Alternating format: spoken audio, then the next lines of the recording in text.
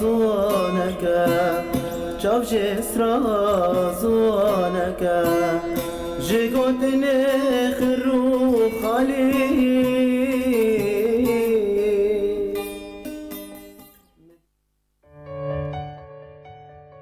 هذا البرنامج برعاية دار المرأة في قامشلو والهلال الأحمر الكردي. للمزيد من الاستفسار يمكنكم التواصل أو زيارة دور المرأة والهلال الأحمر الكردي في المدن والبلدات التالية: دار المرأة قامشلو، الحي الغربي، خلف جامع قاسمو، مقابل مدرسة الزهراء. هاتف 426 184. دار المرأة الحسكة، تل حجر، فوق حلويات العمر، مقابل مدرسة عدنان مالكي، شارع الكراج. هاتف 371 115. دار المرأة جركي لقي، شارع البلدية، مقابل الدكتور خليل للأسنان، بجانب مؤسسة نقابة الفلاحين. الهلال الأحمر الكردي، مستوصف قامشلو، جانب مشفى بنك الدم. موبايل 098 164 5879. مستوصف جركي لقي. موبايل 093 59 85 121.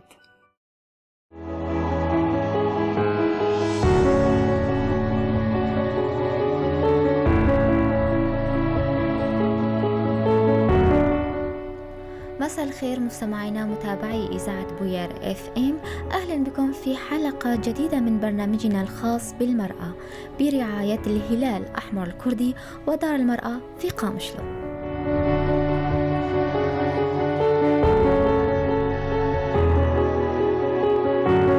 في ظل ما تشهده معظم مناطق شمال وشرق سوريا اليوم من انتشار جائحة كورونا كوفيد-19، الأمر الذي خلق حالة من القلق والخوف لدى معظم أفراد المجتمع، ما يفرض على الحكومات والمنظمات الإنسانية وجميع الأطراف المعنية اتخاذ الإجراءات والتدابير التوعوية التي من شأنها تخفيف هذه الضغوط والحالات النفسية المرافقة لها.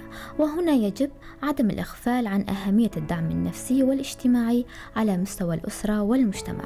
وقام مكتب الدعم النفسي في منظمة الهلال الأحمر الكردي بجملة من الإجراءات والتدابير الوقائية وجلسات الدعم النفسي والاجتماعي لمواجهة هذا الوباء العالمي. سنناقش هذا الموضوع مع ضيفتنا عبر الهاتف عضو مكتب الدعم النفسي في الهلال الأحمر الكردي جاندا الخليفة.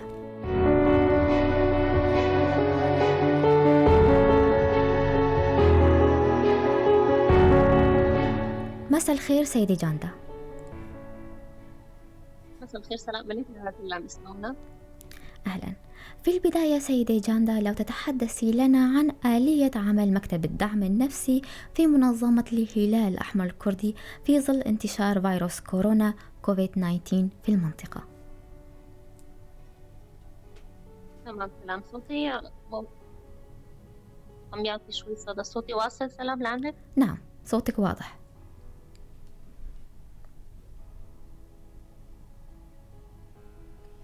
ألو، صوتك واضح سيدي جاندا، تفضلي.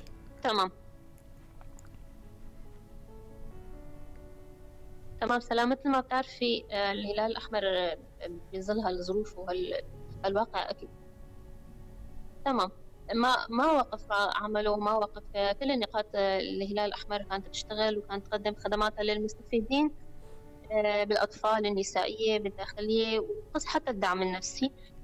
بالرغم من كل شيء صار ضلينا مستمرين بالجلسات الجماعية، ضلينا مستمرين بالاستشارات الفردية.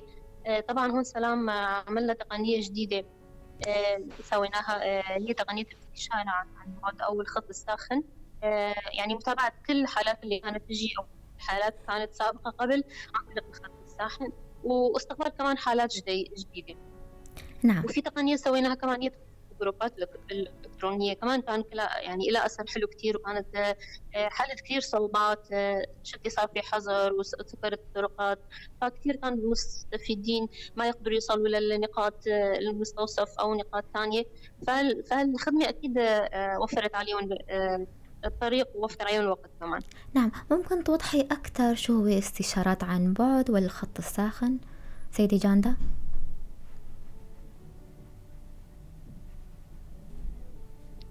تمام، بس عم بسمع صار الصوت شوي عم. استشارات، لو توضحي أكثر عن تمام، استشارات هلا عن السلام بعد. نعم. كانت قبل موجودة هاي الخدمة، يعني كانت الأرقام متواجدة، الأرقام كانت متواجدة قبل، متوفرة، بس زدنا هالشيء أكثر، يعني كثرنا إنه يعني ساعات استقبال المكالمات تمام. نعم، صوتك واضح جاندا، تفضلي. أنا عفوا عم يعطي صدى عندي عم يتشوش شوي. تمام، يعني التقنية فعلناها، كانت موجودة قبل بس إنه ركزنا عليها أكثر، تابعنا حالات أكثر، والجروبات الإلكترونية كمان مثل ما خبرتك إنه مجموعة، بنجمعها ضمن جروب واحد وبنستفيد من خبرات بعض ونقدم الرسائل ضمن هاي المجموعة. نعم، شو هي أبرز مواضيع الجلسات التوعوية التي قمتم بها، وما هي أبرز المناطق التي تم استهدافها؟ تمام، سلام. هلا نحن ضلينا مستمرين بجلسات التوعية اللي كنا نحن نقدمها قبل، من مواضيع الصحة الإنجابية، التوعية الصحية، أكيد حالات العنف اللي كنا متابعين معها، وبالإضافة إنه نحن ركزنا على التوعية بكوفيد 19 أكيد بهالفترة، وكثفنا التوعية بهذا المرض أكثر. طبعا المناطق يعني عم نحاول نستهدف كل المناطق تقريبا، أكيد مستوصفات الهلال بالقرى المجاورة. هلا نحن مثل ما بتعرفي على أبواب عام دراسي جديد، يعني فأكيد رح يكون بالمجمعات التربوية، رح نحاول مثل قدر الإمكان بالمدارس وهيك. مدارس أي منطقة؟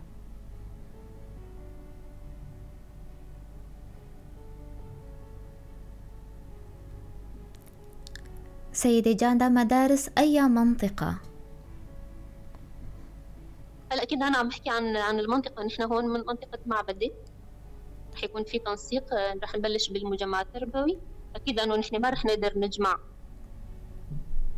نجمع كل الكوادر الدراسية مع بعض، نعمل نحن نقسم مجموعات، فئات معينة، نحن نعطي مثلا مدراء مدارس، أو وهن مثلا بدورهم بيعطوا لأساتذة والأنسات اللي عندهم، وبدورهم هيك بتم التدريج. نعم، ذكرت المعبدة. لو نتحدث بشكل مفصل عن رسائل الحماية والدعم النفسي والفئة المستهدفة من هذه الرسائل. تمام، سلام. هلا مثل ما بتعرفي،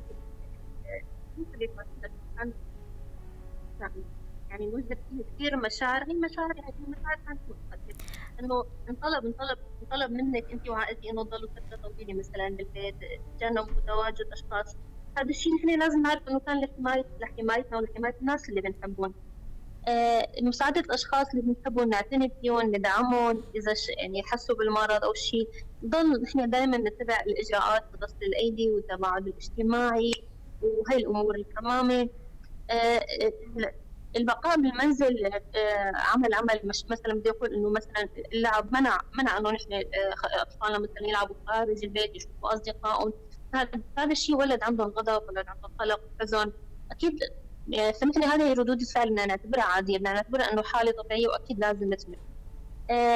يعني مشان نحن نشعر بتحسن اكثر لازم نفعل شغلات نحن نستمتع فيها، يعني نحن سواء اطفالنا سواء حدا عنا صغير بالبيت، رسم، لعب، هاي أمور بتعطي آثار حلوة. يعني الأشخاص البالغين عندنا سنة أو نقول كبار بالعمر ممكن يشعروا بحزن أو توتر أو غضب، كمان نقول إنه هي ردود فعل عادية، نحن لازم نتقبلها، لازم نحن يعني دائما على تواصل معهم، لازم نخبرهم إنه نحن بنحبهم، نحن بنساعدهم. خلينا مثلا لو نقدر نشاركهم الأعمال المنزلية كمان بيكون منيح. أنا بدي أقول مثلا إذا كان في شيء بخليكي أنت بالبيت مرتبكة قلقة، يعني ما نخاف إنه نسأل أي حدا نثق فيه، أي شخص داعم، أي شخص يمكن يحسنا إنه نحن نتحسن، هذا كثير له دور حلو. نعم. كمان يعني ما نخجل نحن من هذا الشيء. نعم، بالنسبة للأطفال وكبار العمر فقط كانت الرسائل مستهدفة لهم. الأطفال مثل ما خبرت إنه بيشعروا بخوف، بقلق، بحزن، صعوبة، يعانون مثلا، ممكن في هون بصير عندهم مشاكل بالنوم، يعانون من كوابيس معينة، فنحن بدنا نكون منسجمين معهم، بدنا ما نتقبل مشاعرهم، بدنا نخليهم هن مثلا عم يشتكوا ممكن من آلام معينة، صداع، غثيان أو تعب. هذا الشيء نحن أكيد بدنا نتقبله، ونحن كلنا بدنا نقول إنه هي ردود فعل طبيعية للخوف اللي هن حاسين فيه ونتقبلها. بدنا اطفالنا هون سلام بيذكر نقطه مهمه، انه يعني اطفالنا لازم يكونوا دائما عندهم معلومات شامله عن الوضع.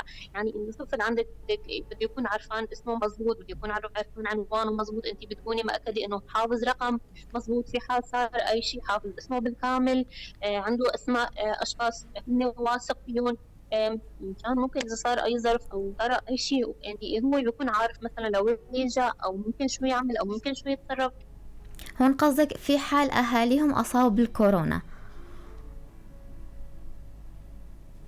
ممكن إذا صار ظرف بالبيت، ممكن إذا هذا الطفل كان ظرف ما برا البيت أو صار معه شيء، فهذا الشيء بده يكون عنده، يعني بده يكون الأم مواعيد الأم أو الأب مواعين أطفاله لهالشيء. بدنا نحذرهم ما يعني ما يقبلوا أي شيء من حدا غريب يتعرض عليهم. بدهم يعرفوا لمين مثلا يطلبوا المساعدة. بدهم يكون عندهم الثقة، يكون عندهم قوة إنه ما يقبلوا حدا يلمسهم، ما يقبلوا حدا يعملوا شيء. هي كلها بدها تكون ضمن الشيء اللي احنا اللي بنعطيهم اياه. نعم. أطفال كبار العمر، أما بالنسبة لذوي الاحتياجات الخاصة كان لهم أي رسائل حماية ودعم نفسي؟ تمام. هذا هون بيلجأ دور اللي بيشتغلوا معهم ودور الأم. طبعا الطفل ذوي الاحتياجات الخاصة هو دائما بيكون محتاج لرعاية دائمة، وبهذا الظرف أو بغير هذا الظرف. فهون بيجي دور الأم، والعبء بيكون عليها أكبر، إنه هي بدها تضل متابعة هذا الطفل، وهي بدها تضل جنبه، هي قدر الإمكان تحاول إنه تكون معه، يعني إنه هذا الشيء الوحيد اللي نقدر نعمله يعني. نعم. برأيك شو أهمية رسائل الحماية والدعم النفسي في ظل هذا الوضع الطارئ جائحة كورونا؟ تمام. سلام. بهي الظروف الاستثنائية مثل ما شفتي يعني عملت استجابات كثير مختلفة عند الأشخاص. يعني الشخص اللي كان يعيش حياة نفسية مستقرة فجأة كان صار ظروف استثنائية، جهازنا المناعي شو رح يعمل؟ أكيد رح يدافع عن حاله، رح يصير في عندهم مشاعر قلق وتوتر، ياخذ احتياطاته مشان ما الخوف من الإصابة بالعدوى. فهون نحن بنركز على الوعي هون، إنه نحن معرفة كافة الإجراءات، العوارض، رح يكون خط دفاع أول لنا.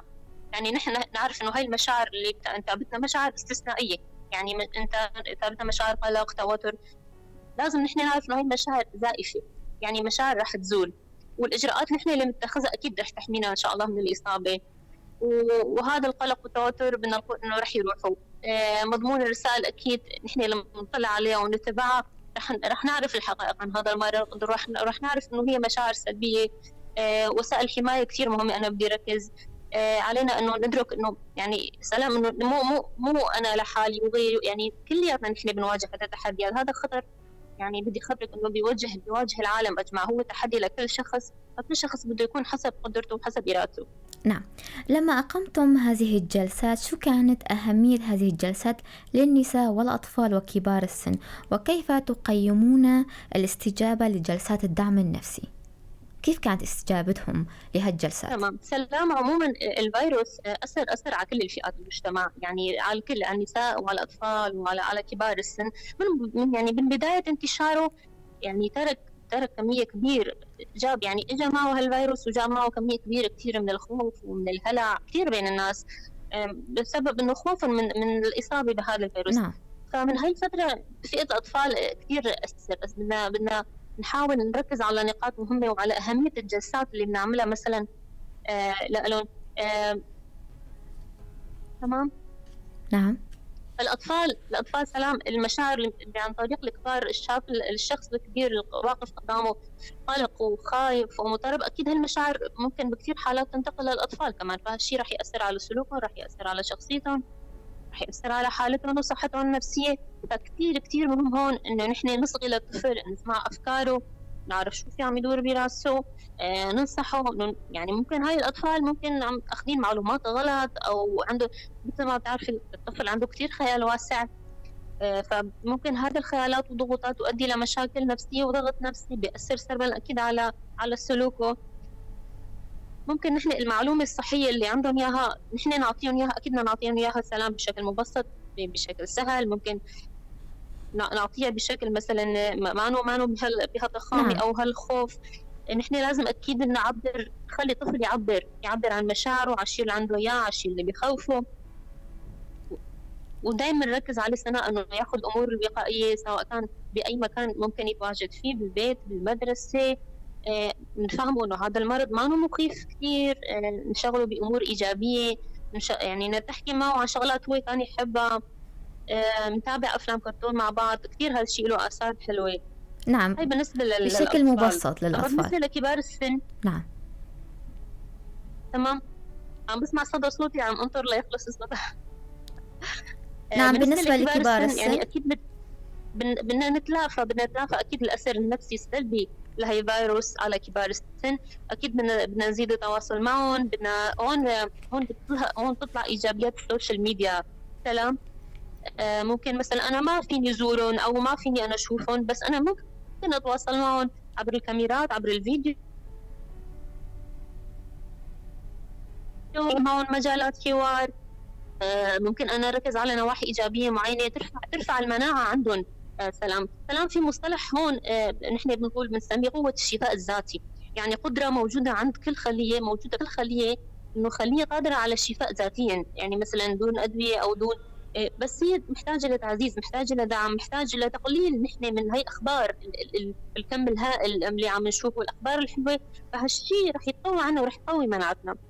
كبار السن نتواصل معهم بشكل دائم، ما رح نخليهم يحسوا بنقص، بدنا نشاركهم بأنشطتنا بأكلاتنا.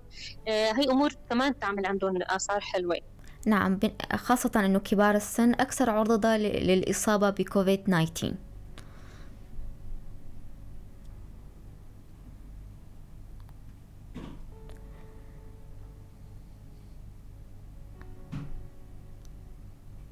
نعم جاندا، ممكن نقطع الصوت من عندك، رح ناخذ فاصل صغير ونرجع.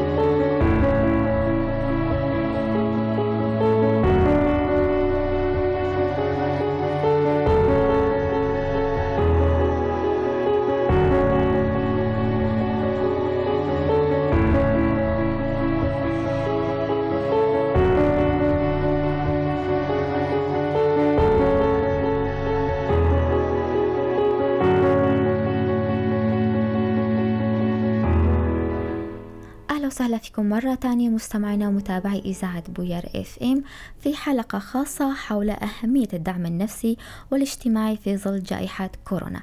أهلا وسهلا فيك مرة تانية سيدة جاندا. أهلا وسهلا.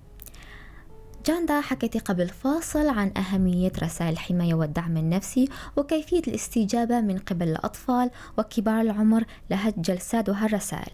شو هي أكثر الحالات النفسية الشائعة بين الأطفال والنساء في ظل انتشار كوفيد 19؟ سلام. الحالات اللي كثير اللي شفناها أكيد الأطفال اللي انتابتهم مشاعر حزن، مشاعر قلق، مشاعر خوف، إحباط، توتر. سلام. الطفل اللي انحرم من المدرسة، الطفل اللي انحرم إنه يلعب برا، الطفل اللي انحرم إنه يشوف أصدقائه، كان متعود يشوف ناس معينين، أهل، أصدقاء. نعم. هون أكيد هاي الأمور كلها ولدت عنده أسئلة كثير، وأسئلة حيرته يعني. فممكن نحن هو وقت يسألها أكيد بدنا نحن نحدد مستوى القلق عند هذا الطفل، ونحن على أساسه لازم نناقش هذا الطفل ونبعد عنه، إنه نخبره إنه ما في خوف، ما في تهديد. لازم نفهمهم إنه المعلومات بشكل صح. أكيد كتير بنركز على النظافة الشخصية، بنركز على الأمور الإجراءات الوقائية. ممكن حتى أنت تفهمي الطفل نفسه إنه أنا إذا هالمعلومة كتير مثلا ما أنا واضحة حتى عندك أو ما بتعرفيها، ممكن تخبريه إنه إيه أوكي نحن هذا الشيء بنناقشه بعدين، أو أنا هلأ ما عندي إجابة صحيحة أو إجابة راح تكون أنا بعدين ممكن جاوبك. ممكن نحن نستخدم لغة فكاهية أو حتى كتير ودية نعم. للطفل نناقشه فيها. ما لازم نمنعه ابدا من طرح الاسئله، لازم نحن نشرح له طبيعه الفيروس واليته. هذا الشيء رح يعمل تريح عنده. اكيد بدنا نغير الروتين، بدنا نخلق نشاطات جديده. سلام، بدنا نحاول مثلا انت كنتي عم تعملي نشاطات او امور معينه، او بتخليهم يلعبوا يرسموا مثلا ممكن بزاويه او بصالون، لا اوكي خلص بنطلع على المطبخ او بنطلع على الصالون او بنطلع على مكان ثاني. بتغيري انت النشاط، بيعمل هيك حاجه بسيطه عندهم. بدك دايما على تواصل معهم، دايما تعرفي انه شو هي المخاوف اللي عندهم، تحدثي معهم، تشاركيهم مشاعرهم. لانه هون هن بيسمعوا اخبار مثلك. سلام، انا كيف بسمع اخبار من حوالي، من نت فاتحه على التلفزيون، كمان هن مثلي بيتلقوا كل هالكم الهائل. والتواجد بالمنزل هو طبعا هو هذا اللي يأثر. فمن الافضل انه يعني بده يكون في تواصل دائم، ومشان يكون في حلول تلاقوها انتم صيغه مشتركه مع بعض عبر مرور الوقت. نعم. بالنسبه للاطفال النساء اكيد كمان الحالات القلق، الاكتئاب، الخوف، النساء زاد، بدنا نقول انه زاد ممكن ظهرت حالات عنف، زاد عبء المرأة نفسه داخل البيت باعتبار وجود كل افراد الاسرة والعائلة. ممكن العيال الكبيرة اللي مع بعض العايشة كمان زاد العبء اكثر على المرأة. فهون بدنا نحن نطلب منها انه هي تكون قوية، هي تكون مرنة، هي تتفهم. هي الاساس البيت كله انه هي لازم تعرف انه هي بدها تقوم فيه. في شغله هون سلام، نحن بعلم النفس بنقول قانون الجذب. يعني اذا الحاله النفسيه، حالتك النفسيه انت مدمره وتعبانه ومانك مزبوطه، مناعتك رح تكون صفر. الانسان سلام منظومه متكامله، هو جسم وروح وعقل. فمشان يتوازن وتبقى مناعته مزبوطه بدها تكون هاي العناصر كلها مستقره ومتوازنه مع بعض. اذا يعني جزء النفسي أو الروحاني أو الطبي اختل أو صار معه أي شيء، فهاي رح يصير في مشكلة، ورح ما رح تشتغل بالكفاءة المطلوبة. فنحن بدنا نطلب منها أنه تكون قوية وبدها تضل محافظة على توازنها، وتقدر يعني تعمل توازن بين كل هالأمور. نعم، ذكرتي سيدة جانتا أنه أبرز الحالات النفسية هي القلق، الخوف، الاكتئاب. يا ترى رح يستمر هالحالات بالمستقبل؟ هالحالات سلام، هلا مثل ما خبرتك الظروف الاستثنائيه اللي اجت وانفرضت علينا كلياتنا خلتنا كلياتنا نطلع مشاعر او نعاني من امور او شغلات ما كانت عنا اياها قبل. فوقت تجيك الحاله تخبرك انه انا كثير خايفه، انا خايفه اولادي ينصابوا، انا خايفه ممكن زوجي بيطلع بيشتغل في توقيت معين ويرجع ممكن يجيب لنا المرض للبيت. فانت بدك تفهمي انه هذا الخوف عندها او القلق الزايد عندها شيء مؤقت، شيء مرتبط بهالمرض اللي انتشر، شيء مرتبط بهالازمه اللي نحن عم نمر فيها. واكيد هي مشاعر مؤقته ومشاعر استثنائيه وزائفه وراح تمر. اما اذا انت شفتي ضلت متابعه وضلت كثير خوفها زاد، هالشيء عاق نشاطاتها بالبيت، عاق انه تعمل اي شيء بالبيت، فممكن يتحول لشيء سلوك مرضي او هي. بس بالعموم بالمجمل يعني نحن لازم نعرف انه هي مشاعر زائفه وراح تروح مؤقتة. مجرد راح هذا الضيف الثقيل علينا، يعني بصراحه ثقيل علينا كلياتنا، بس ان شاء الله راح يروح إن شاء الله. شو هي الطريقة العلاجية التي من شأنها التخفيف من الآثار النفسية بالنسبة لكافة أفراد المجتمع، أطفال، نساء، كبار السن؟ والله الطريقة العلاجية هي يعني إذا ريت يعني كلياتنا نتبعها بيكون منيح. النوم المبكر، السلام، كتير منيح من الأمور المهمة. الطاقة اللي نحن نوفرها لجسمنا بالليل بتساعد على ارتفاع قدرتنا وتنشيط جهازنا المناعي، كتير مهم. نعم. النوم الساعات المبكرة. لازم نبتعد عن الأشخاص اللي يعني في ناس ممكن نصدف أشخاص بحياتنا عندهم خوف، عندهم قلق، بيضلوا متابعين مواقع التواصل، بيضلوا متابعين الأعداد والإحصائيات والمناطق اللي انتشر فيها. ممكن هاي الأشخاص تسبب لنا هيك نوع من يعني لو نحن نبعد عنهم بيكون منيح. بدي بس أعطي هون ملاحظة. السلام، الفيروس هون يعني تحول لوصمة عار لبعض الأشخاص، وإدانة مجتمعية. الفيروس صار مصدر قلق، يعني صار في مضايقات. يعني تعرض إلى الشخص. فهون بدنا ناخد بدنا نحذر من الخوف، يعني أكيد له دور، بس في صحة الفرد النفسية بتأثر، وبالتالي نحن هذا الشيء أنا بقوله لأنه بتأثر على مناعته، وبالتأكيد هالدور له كثير كبير مواجهة هذا الفيروس، وبالتالي مرحلة العلاج. فأكيد هاي الإجراءات الاحترازية اللي نحن لازم نتخذها، ما لازم يعني لازم تعطي قوة للفرد، وما لازم تعطله عن أداء واجباته اليومية. نعم. مثل ما خبرتك بدنا نبقي على تواصل مع الأهل، وسائل التواصل الإلكتروني مثل ما خبرتك، السوشيال ميديا كثير هلا لها ايجابياتها ولها دور بهالوقت. نحن سلام نخلق نشاطات بالبيت، نتجنب الملل. ست البيت فيها تعمل كثير امور، ممكن انت تتعلمي لغه جديده، مهاره جديده، تجيبي آلة موسيقيه تعلمي حالك، حرفه معينه تتعلميها. شغل البيت ما شاء الله ما بتخلص، تعرفي تغيري اساس البيت، تعملي نعم، شيء لكسر الروتين اليومي. نعم. اخواتك الصغار في الرسم، الموسيقى، الرياضه، كثير له اثار حلوه. الحفاظ على اكيد بنقول تناول وجبات صحيه، يعني بدنا ناخذ اقساط راحه كثير بهالفتره مثل ما خبرتك لمناعه الجسم. اكيد انا بدي اقول كمان يعني لو نبتعد كمان عن الكحول، عن التدخين، عن هاي الامور كمان بيكون افضل. نعم. شو هي الجهات الرسمية التي تنسقون معها بشأن عمل الهلال الأحمر الكردي؟ سلام الهلال الأحمر، منظمة الهلال الأحمر منظمة مستقلة، يعني بتعمل وفق مبادئ الصليب الأحمر والهلال الأحمر الدولي. طبعا تأسست عام 2012 بمبادرة عدد من الأطباء والكوادر الصحية والمثقفين. نعم. شو هي العوائق التي تواجهكم في العمل خلال جلسات الدعم النفسي، خاصة عملكم ضمن الجلسات الدعم النفسي؟ شو هي العوائق؟ تمام. السلام بصراحة بالبداية واجهنا كتير صعوبة يعني بأثناء الجلسات تقبل الأشخاص للمعلومة. أنا عم بعمل جلسة، ببداية الجلسة أنا بدي أعطيهم رسائل حماية والدعم، بدي خبرهم الإجراءات إنه أنتم لازم تبعدوا عن بعض، ترك مسافة أمان، بدي يكون في كمامة، بدك حاطة شيء على تمك، تغطي تمك.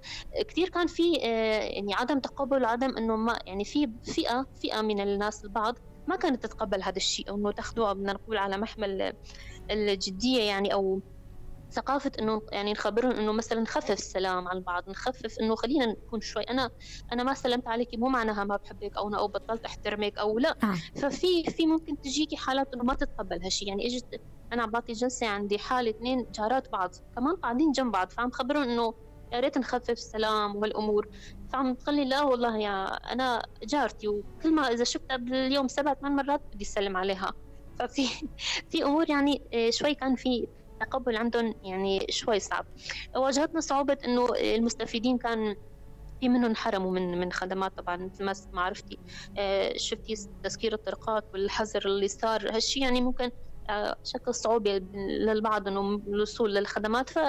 فالاستشارة عن بعد أو الخط الصاحن يعني حل شوي من هاي الأمور، وكان ضمان لأي شخص بده أي خدمة بأي وقت يلاقيها. نعم. شو هي أنشطة وفعاليات مكتب الدعم النفسي في الأيام القادمة بخصوص كوفيد-19؟ هلا سلام، نحن بدنا نضل مستمرين بالجلسات اللي نحن متابعينها. اكيد بدنا نحاول نغطي اكبر قدر ممكن من المناطق، من القرى، من المؤسسات. بدنا نحاول كمان نتابع كل الحالات اللي كنا نحن معها من قبل يعني. نعم. سيدة جاندا، لو لك كلمة أخيرة نختم فيها حلقتنا. بدي أتشكرك كتير سلام على برنامجك، وجد كمان عم تعملي دور كتير حلو، مبادرات كتير حلوة، شكرا. وبدي أتشكرك اللي كانوا معنا وسمعونا، وبدي أطلب يعني من الكل يا ريت لو نحن جد يعني نتقيد بهالإجراءات، ما نعيق حتى. نعم. نحن في كل شيء بشكل طبيعي، بس ما بيمنع انه نحن ناخذ احتياطاتنا، الكمام بتكون موجوده، نحافظ على غسل ايدينا، تباعد، انا شخص معلش مسافه تباعد، يعني نحن يا ريت لو ندرج هالثقافه مشان ان شاء الله نتخلص هذا المرض باقل خسائر ممكنه، وان شاء الله رب الكل بيضل بخير. بتشكر كتير سيدة جاندا الخليفة. وصلنا لنهاية حلقتنا الخاصة حول أهمية الدعم النفسي والاجتماعي في ظل جائحة كورونا. لا يسعني إلا أن أشكر ضيفتي عبر الهاتف عضو مكتب الدعم النفسي في الهلال الأحمر الكردي جاندا الخليفة، وكل الشكر لكم مستمعينا على حسن إصغائكم. موعدنا في الأسبوع القادم، إلى اللقاء. البرنامج بسپانسریا مالا جنی لقامشلو و هیواسور آکرده. اگر پرسن و هبن هندکارن پیوندی یانجی سردانا مالا جنه و هیوا سور آکورد بکن. مالا جنه آمشلو تاخا غربی لپشت مزگفتا قاسمو برانبر دبستانا زهرا. تليفون عرضية 426 184. مالا جنه لحسكي تل حجر لجورا شيرينغها العمر برانبر دبستانا عدنان المالكي كولانا جراجان. تليفون عرضي 371 115. مالا جنه لگركي لگي كولانا شرداريه برانبر دكتور خليل يدرانان لكيلكا سازي و سنديكيا جوتياران. هيفاسور آكورد نخوشخاني آقامشلو لكيلكا بنجدم. موبايل 09 حيشتيك 64 58 79. نخوشخاني آگركيلگي موبايل 09 35 98 51 22.